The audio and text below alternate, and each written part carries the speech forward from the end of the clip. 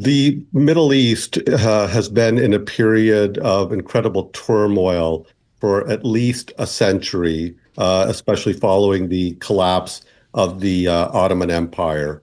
So, what we're seeing today is really a continuation of this cycle that has been going on for many decades now.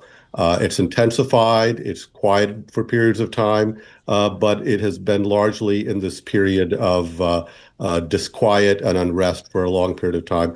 And of course, as you know, Persia is not Arab, but they have a significant influence Right. on parts of the Arab world, especially through their ties to the Shia communities and their support under this ideological Iranian regime for non-state actors like Hamas, Hezbollah, Right. so including non-Shia groups. When you look at Iran and you take it from the span of the 79 revolution to their horrific war with Iraq and the balance between the theocracy and maybe a middle class in Iran, where does the theocracy of Iran place right now versus the military that seems so dominant? That's a great question. And that still has to shake out a little bit. Prior to this war, the Islamic Revolutionary Guard Corps, the defenders of the revolution, if you will, have had the upper hand in the Iranian decision-making process. And that has only been strengthened through this war, the campaign of assassinations, the taking out of the supreme leader, who is a theocrat, the chief theocrat, if you will, in Iran, has been replaced now by his son, who's still untested.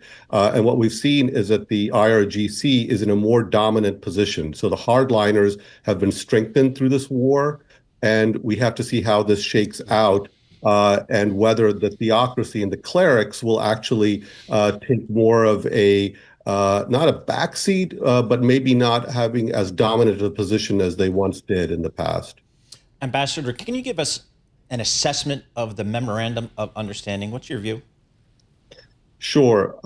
I think it's not a very good deal, but I think it reflects a reality of a war that was started on faulty assumptions. The assumption that Iran was so weak following those massive protests, which killed thousands of innocent protesters, that a quick military operation could essentially either topple the government or force it to capitulate. And neither of those things happened. So a war that started on that premise actually has resulted in an Iran that is in a stronger strategic position. And this memorandum essentially will, for 60 days, reopen the Strait of Hormuz, restoring it to the way it was. After 60 days, it seems to contemplate the potential for Iran to collect fees. And if Iran is unhappy with this at any time, they can continue to regulate the flow of traffic. It's not necessarily an on-off switch. And they're getting a significant amount of upfront sanctions relief, which will undercut, I think, the leverage that the administration will want for the second phase of this deal to get into the nuclear discussions. So I guess that begs the question. It seems like we're no better than we were before the war, maybe worse off if this strait is now weaponized in the future. How does the U.S. move from here? That's a good question. We are worse off. I think Iran certainly has been set back in terms of its conventional military capabilities, its defense industrial base, but the United States has now lost two key pieces of leverage. It's the use of force is no longer credible because we've shown the limitations of that, Right. and Iran has withstood this powerful assault. And the oil sanctions, which were our most powerful piece of leverage on the sanctions front, those are being waived at this point. And so what we have to go back to is really the drawing board and what the administration can offer now to get to that nuclear deal that we all want to see to constrain their program. And to prevent them from getting a weapon is essentially incentives of over Right. $300 billion in a reconstruction fund. And we have to try to rebuild our alliance structures as well, which are in bad shape in many parts of the world.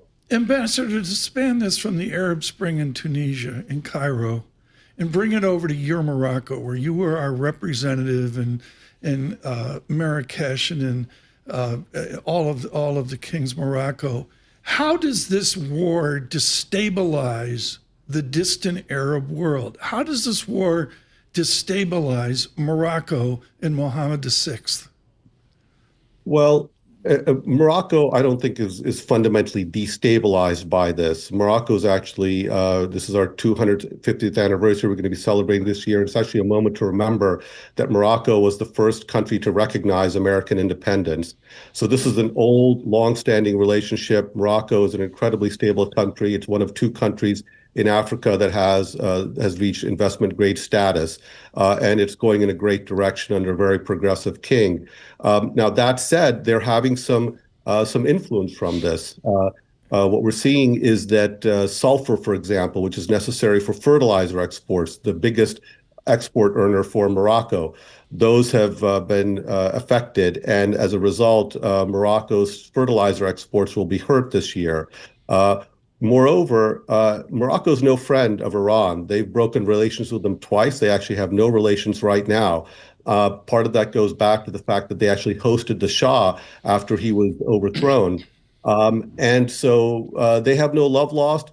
And they're probably very concerned, just like many other of our allies in the region, that Iran is apparently emerging from this in a stronger position.